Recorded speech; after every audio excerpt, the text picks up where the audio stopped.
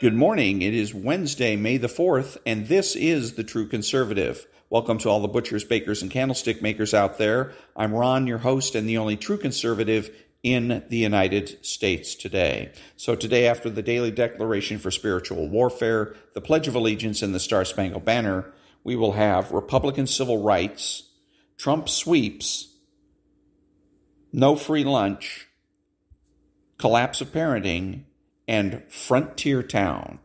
All that and more when I get back.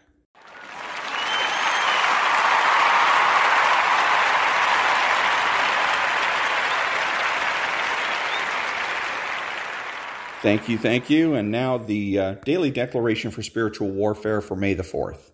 I will slay the dragon that is in the sea. I've divided the sea with my strength and have slain the dragon that is in the sea. I've broken the head of Leviathan in pieces, and I gave him as meat to those who inhabit the wilderness. I have drawn Leviathan out with a hook and snared his tongue with the line of my judgment. Though there is no one else who is so fierce that he would dare to stir up Leviathan from the deep, yet he cannot stay hidden from my power. My faithfulness will surround you. I rule the raging of the sea, and when its waves rise, I will still them. Do not fear the demonic dragon of the seas. His power is ineffectual over you, because I have sought him out and destroyed him. Isaiah chapter 27, verse 1, Psalm 74, verse 14, Job chapter 41, verses 1 through 2, and verse 10. Prayer declaration. O Lord, break the heads of the dragons in the waters. Break the heads of Leviathan in pieces, and break the strength of his neck. Lord, you rule the sea and all that is in it with your power, and you will not allow the evil waters of the dark to flood over my life. Amen. And that was the daily declaration for spiritual warfare for May the 4th.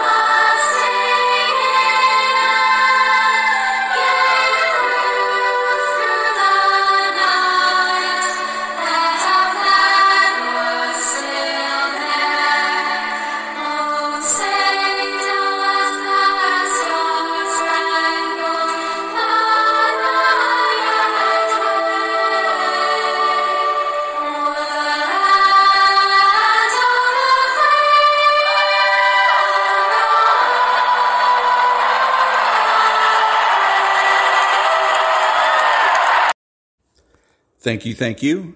Who is the true conservative? He is religious. He is patriotic and uses common sense. He makes judgments, refuses to speculate, speaks clearly and definitively, and is not afraid to say no. He's open-minded and asks why rather than why not.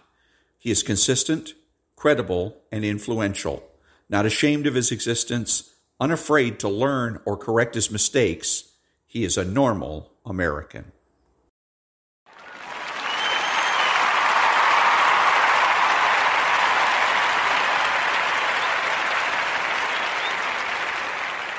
Thank you. What are the true conservative cultural priorities? Bring back the admiration of intelligence, morality, and beauty. Bring back single-income households, integration, parenting, the primacy of existence, certainty of knowledge, and universal rights and wrongs. Bring back principled behavior, masculinity, and femininity. Bring back Adam 12, John F. Kennedy, the gold standard, pre-HMO medical care, and non-profit news. Bring back civil service, the term stupid question, arguments and fights, the cultural influence of the church and the Boy Scouts. Bring back the influence of social organizations such as the Lions Club and the Rotary Club. Bring back bowling.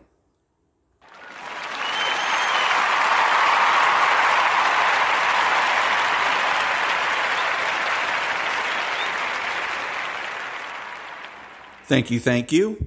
Politics. All politics comes down to one thing: change. Whether or not to change, how, when, where, and why. All political positions, therefore, relate to one's position on change. The people that make the presumption for change are on the political left, and those who make the presumption for the status quo are on the political right. Everyone who makes the presumption for change is looking, ultimately, for a perfect society.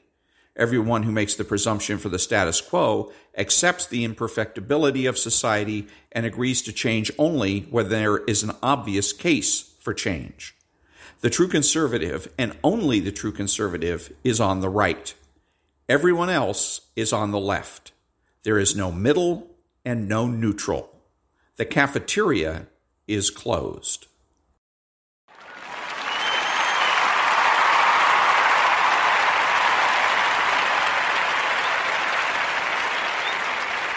Thank you, thank you. Government. All governments are about securing rights. In the case of tyrannical governments, the rights of the government. In the case of democracies and republics, the rights of the individual. It's one or the other, not both. Any civilization that divides rights between the individual and the government will not remain civilized for very long. The society will become paralyzed and vulnerable to threats from within and without. See Rome. This is a constitutional republic, and therefore all rights rest with the people and not the government. In a constitutional republic or a democracy, activist government is contradictory and illegal. Activist government presumes a government that has rights: the right to arrest, prosecution, conviction, and incarceration. This flies in the face of an individual's rights: Miranda, habeas corpus, the presumption of innocence, and just punishment. The government has no rights.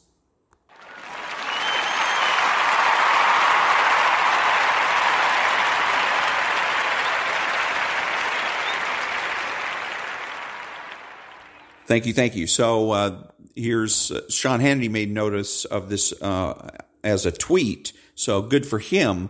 But Donald Trump last night in primaries in Ohio was 22-0. It was remarkable, and I think overall he's like 55-0 in terms of the people that he has, that people that he endorses wins. There's a lot of people that want to say, a lot of naysayers in the Republican Party that say that Trump is done, he's washed up, and he's not influential. All that is just affirmations. That's what they want to be true, not what they recognize as actually being true. And we see what is actually true today after the sweep, so to speak, that Donald Trump had in Ohio, 22-0. This is a good thing to talk about. If Sean Hannity or other right-wing talk show hosts don't know what else to talk about, this is an excellent thing to talk about. Another thing to talk about is, who are the candidates? Why not have Sean Hannity and others introduce us to all the different candidates that are going to be running for office in November, the Republican candidates, so we get to know who they are for the House and for the Senate. Then another question still remains: what is the Republican agenda come January? Assuming, because again, we got another poll or survey that indicates, according to some so-called experts, that there's supposed to be like a 45-seat swing in the House and an 11-seat swing in the Senate. Now, what's the agenda? You get all that power going into January. What are you going to do with it? What does the Republican Party plan to do besides fundraising? Besides fundraising, what is the Republican Party going to do? What is the first thing? What is the first order of business when the new speaker, whoever that happens to be, gavels the House into session in January? What's that going to be? And and they're not talking about it. Dan Bongino today is talking about left-wing fact checkers. Who cares about left-wing fact checkers? They're nothing. They have no influence on anything or anybody. Who cares about the left? Again, what if a lefty gave a press conference and nobody bothered to show up? You know what? We'd all be a lot better off. We'd be less anxious. We'd be less angry. We'd be less depressed for sure. And we'd all be more motivated. So, again, if they need suggestions on what to talk about, we can talk about Donald Trump's sweep and his continuing influence in the Republican Party and what that means for a Republican agenda in January. We can also talk about all the candidates that are running for Congress in November for both the House and the Senate, and discuss what would be a good agenda for the Republicans come January.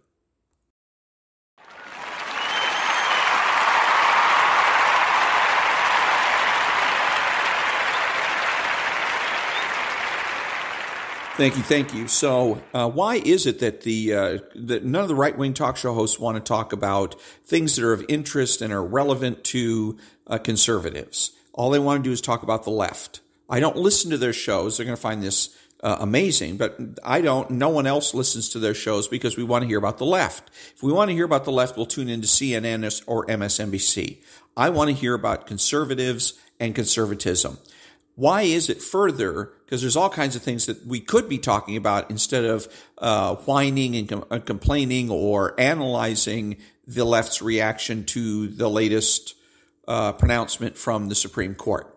One of the things that we could be doing is discussing civil rights. Why is it that the left, or the more accurately, the Republicans, are conceding that the Democrat Party is the party of civil rights? Why are they doing that? It is a Republican Party that has always been the party of civil rights. They're the ones that came up with the first Civil Rights Act in the 1860s and 70s, and we should be fighting the Democrats tooth and nail to retain that title. We are the party of civil rights.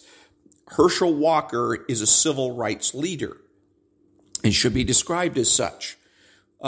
Furthermore, we should be fighting over the title of feminism. We should be the ones that define what it is that feminism really is. It is Marjorie Taylor Greene, representative, she's in Congress, that is a true feminist. She's truly independent. She's out from under the thumb of the National Organization for Women and is therefore a true feminist.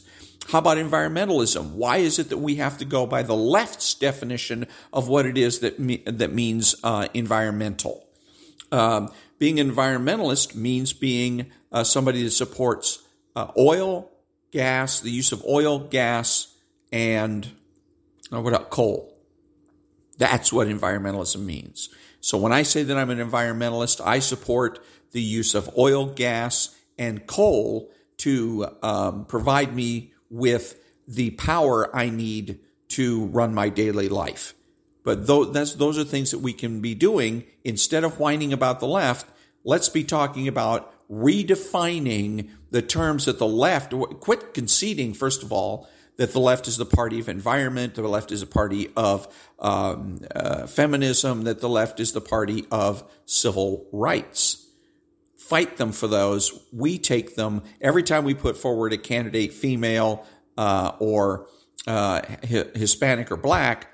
They become feminist icons, civil rights icons, civil rights heroes, because they truly are. They are the ones that are acting truly independent. They're the ones that are bucking the trends. They're the ones that are taking the biggest risks in terms of being alienated by their group, in the case of feminism by women, and in the case of blacks or Hispanics by other blacks and Hispanics. So those are the things that we need to be talking about, and those are the things that I intend to talk about on my show, The True Conservative.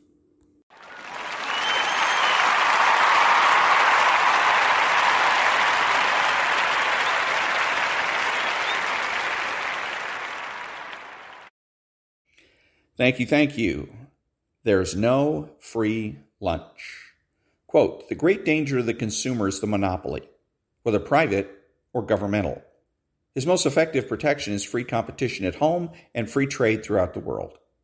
The consumer is protected from being exploited by one seller by the existence of another seller from whom he can buy and who is eager to sell to him. Alternative sources of supply protect the consumer far more effectively than all the Ralph Naders of the world. Milton Friedman. Nader was an appropriate target in the context and timing of this writing, but there are countless substitutes available since.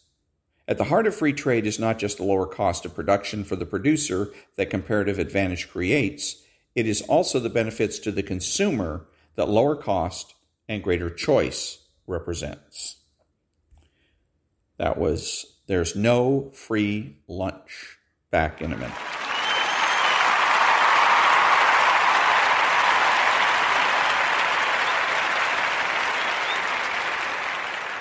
Thank you. And now, The Collapse of Parenting by Dr. Sachs. And we're at, I believe it's chapter 7.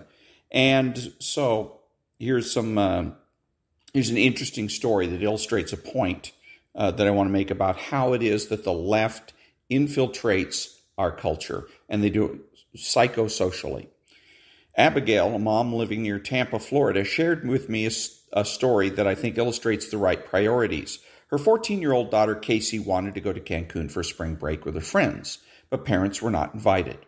Her mother pointed out that Cancun has become a popular spring break destination for American college students. And although Casey was 14, she could easily pass for 18. The process of sexual maturation was complete. How is a young man supposed to know that you are underage? Mom asked. Mom, stop being so paranoid, Casey said. We will be totally fine. We will stay together. We will have our cell phones. I don't think it's safe, Mom said. It's totally safe, Casey said. You're not going, Mom said.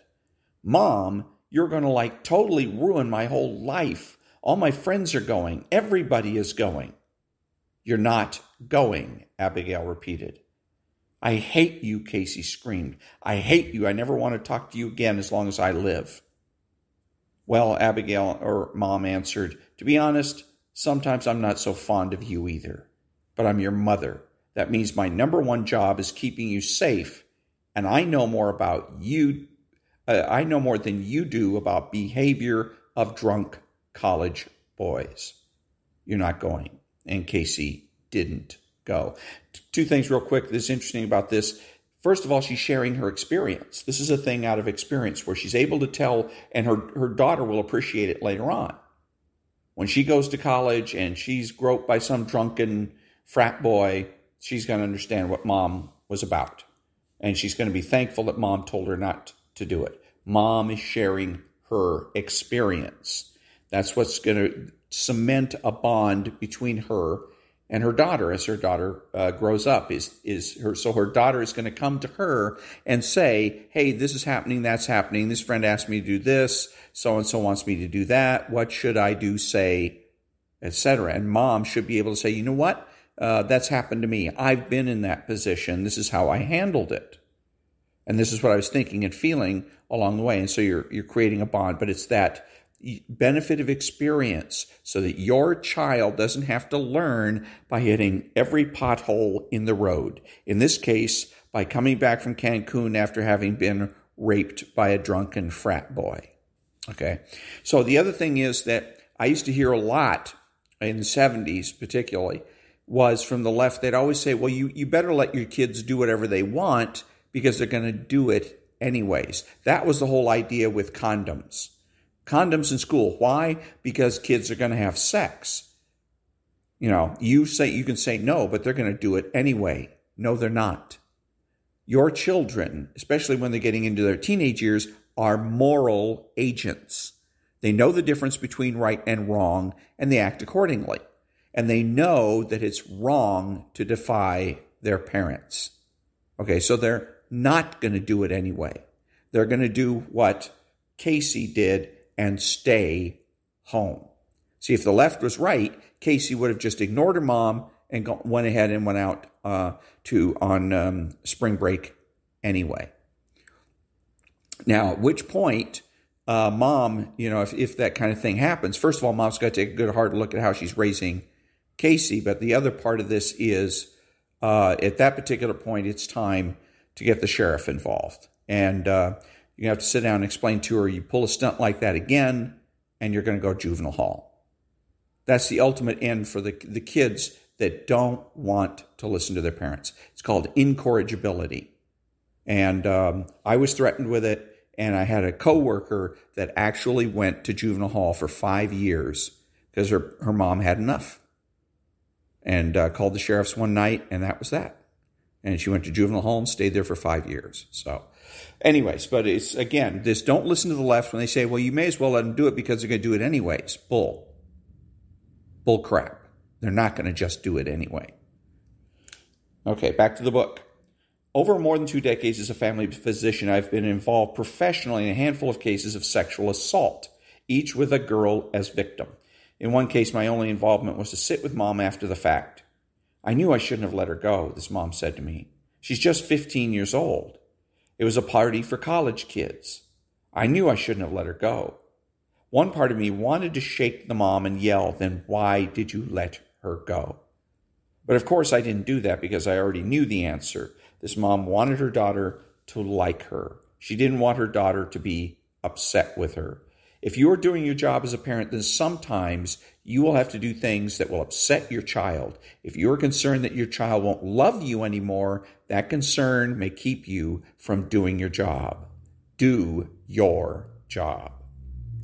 Back in a minute.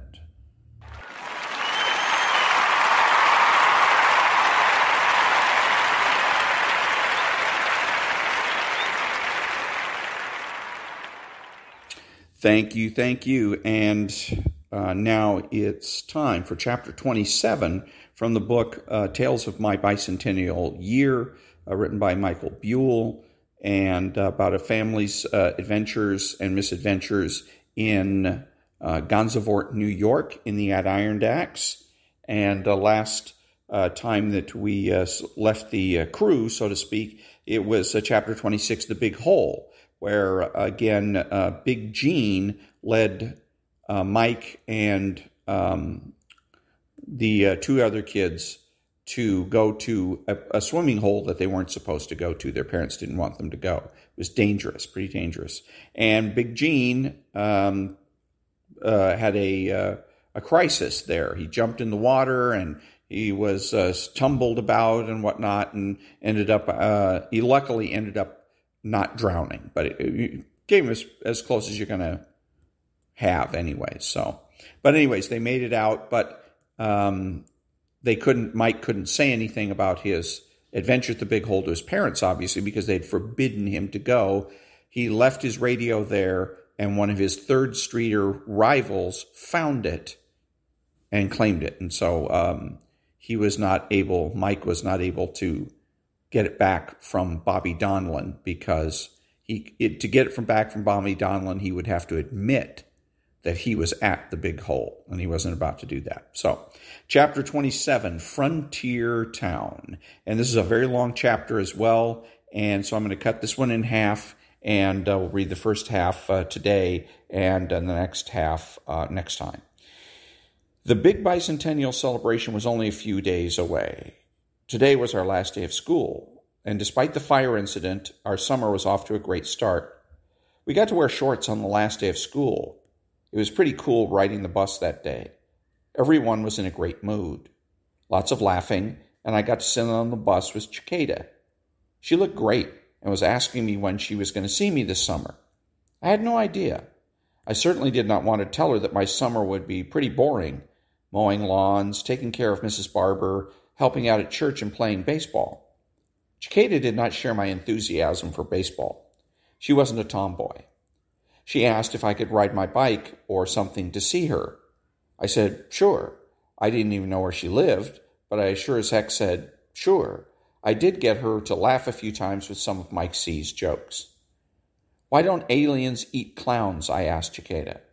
Because they taste funny. Ha, get it? Taste funny. She laughed a little bit at that one.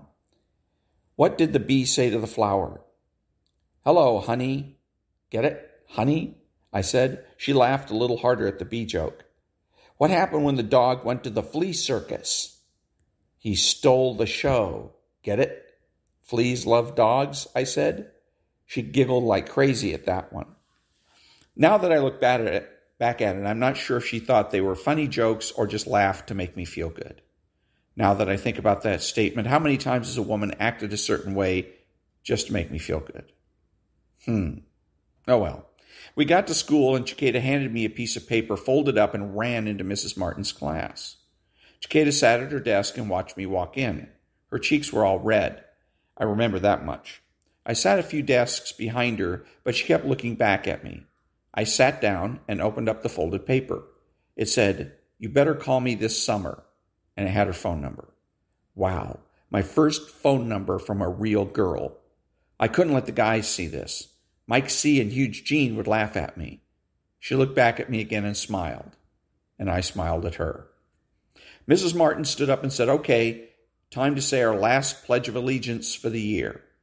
We all had to stand up, put our right hand over our heart, look at the flag, and say, "I pledge allegiance to the flag of the United States of America and to the republic for which it stands, one nation, under God, indivisible, with liberty and justice for all."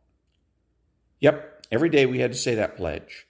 I'm not sure what happened that public schools got out of that routine of saying the pledge, but back then it meant something. Not sure exactly, but at least we all knew that being part of America was something special. We were taught that we were special to be living in this great country. By God, we believed it. We also had a photo of each of the presidents around the top of the classroom. Right after the pledge, Mrs. Martin would pick up her pointer and point to George Washington, and we would say, "George Washington," and then on to John Adams, all the way up to our current president, Gerald Ford. The last day of school was nothing more than one giant picnic. Right after the presidents, we were ushered outside to the football field. We played tug of war, three-legged races, potato sack races, softball, which was great, and kickball. We had hot dogs for lunch, and the school even served up sodas. Mrs. Martin was a real sport. She was out there playing right alongside of us. She picked me to be on her team for kickball. She always looked better when she smiled. She was smiling a lot today. I've always had a big crush on Mrs. Martin. Not sure why. She was a petite lady with long brownish-blackish hair. She was always twirling her hair around and putting it in and out of a ponytail when she talked to me. She loved to talk to me, and I loved talking to her. I loved trying to get her to smile and laugh. Plus, she knew she could count on me to know what was going on in class. I spent the last hour or so of the day just sitting on the picnic table, listening to her talk about nothing. I just liked watching her. She got up and announced that we needed to pack up and get on the bus. "Go home and enjoy your summer and the bicentennial," she yelled out to everyone. She made a point of coming over and giving me a hug goodbye. It was great. The first day of summer was the best. We got up and played baseball right after breakfast till the sun started coming down. We had a couple of days until the weekend. We knew that on Sunday, July 4th, was the big parade, the neighborhood barbecue, and then the Mayor Bill Campbell was having fireworks. We couldn't wait. Until then, baseball. On Friday, we had begun our normal routine and were playing ball first thing. Huge Gene and Brad were a little bit late because they had to see their dad in the morning. Mr. Tidwell worked at some kind of plastics plant. His shift was what he called the graveyard shift, 11 p.m. at night to 7 a.m. in the morning. Mike C., Big Russ, and I were out in the back playing grounders while we waited for them and the rest of the guys. I shot a hot grounder over to Mike C., and instead of going down to get it, he stood up. His eyes bugged out, and he pointed behind me. I turned around, and there was Mr. Tidwell, covered head to toe in some kind of blue paint or something. Huge Gene and Brad were walking with him. I could not help but think that we were all in trouble for some past sin that was finally catching up with us. Mr. Tidwell was headed straight toward us. I looked a little closer at Gene and Brad, and they were smiling. So I didn't think necessarily that we were in trouble, but it could not be good to have a tired, up-all-night, blue-covered man the size of Mr. Tidwell come marching towards you. "Where's your mom?" Mr. Tidwell growled.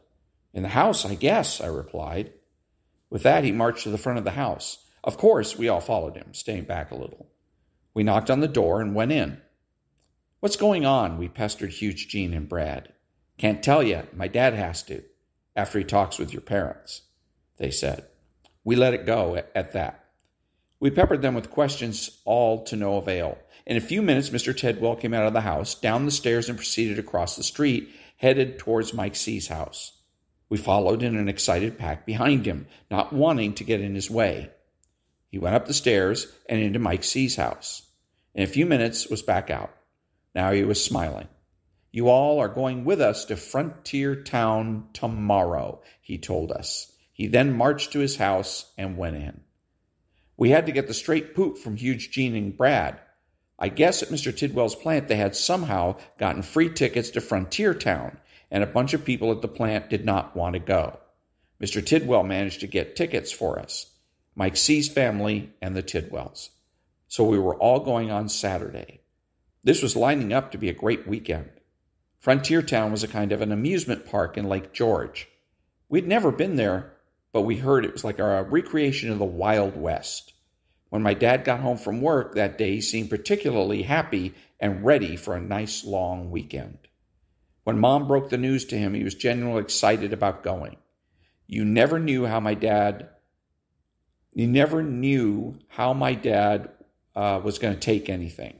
The next morning, we loaded up the Plymouth Fury wagon. Mom, ever the clever one, packed sandwiches and stuff in a big cooler. My dad wanted to know why she packed stuff. It was only a 20-minute ride. She thought she could bring the cooler into the park. This caused a discussion about carrying the cooler all day. Where was he supposed to put it? Kids wouldn't want it with all that junk food they had at the park. So the cooler was left standing by the house in the driveway. We backed out of the driveway and pulled off the side of the road in front of the Tidwell's house.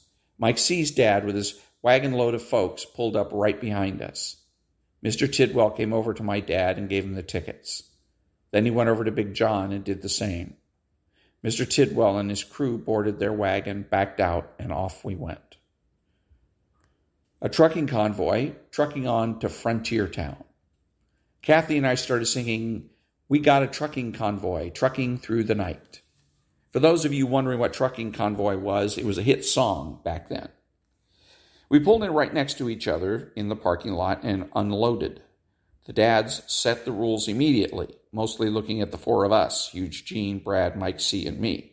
Basically, the message was, no messing around, no fires. Will that ever go away? No trouble, or there would be big trouble. The adults suggested that each family do whatever they wanted, and we would hook back up later. The families went their separate ways. So we headed off. The whole gang of us, each, of course, with a different idea of what they wanted to do. The whole place was right out of the John Wayne cowboy movies.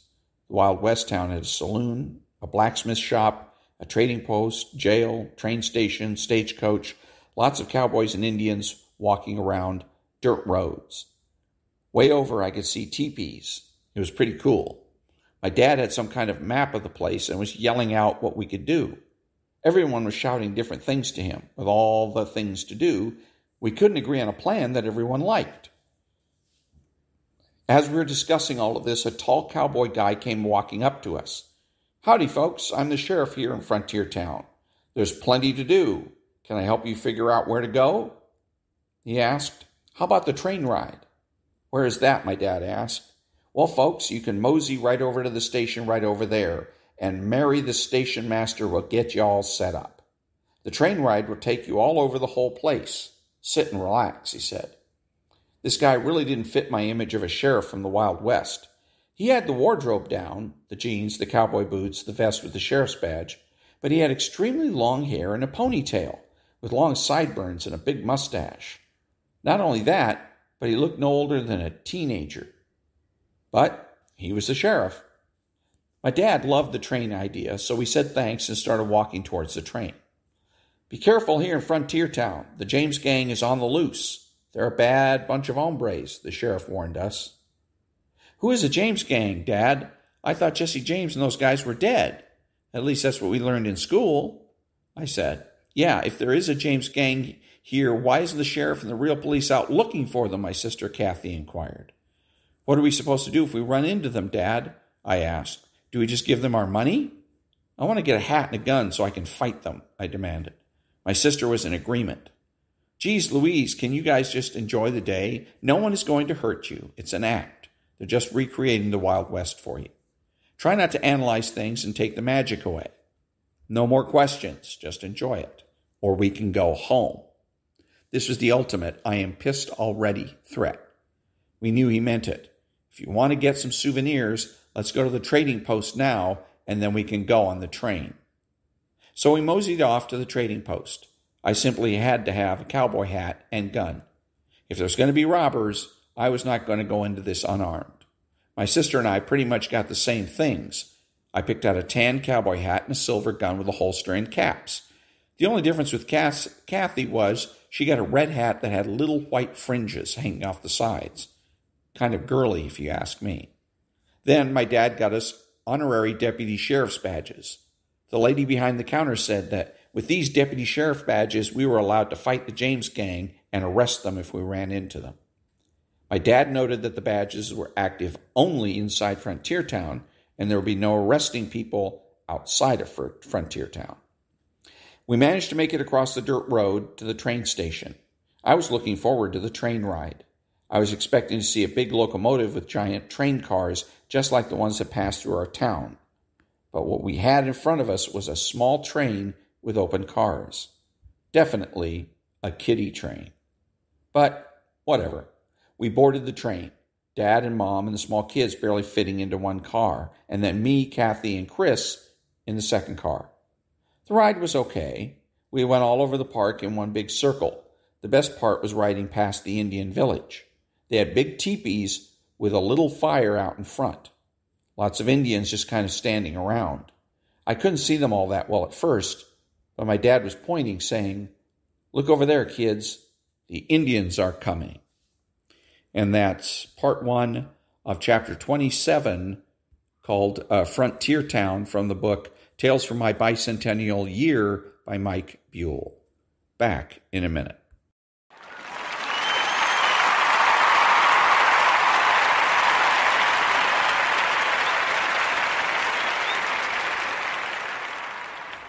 Thank you. I'm Ron, your host, and the only true conservative in the United States today, bidding adios to all of the butchers, bakers, and candlestick makers, and reminding you to listen to the John and Ken Show on KFI AM 640, Monday through Friday from 2 p.m. to 6 p.m. Pacific Time.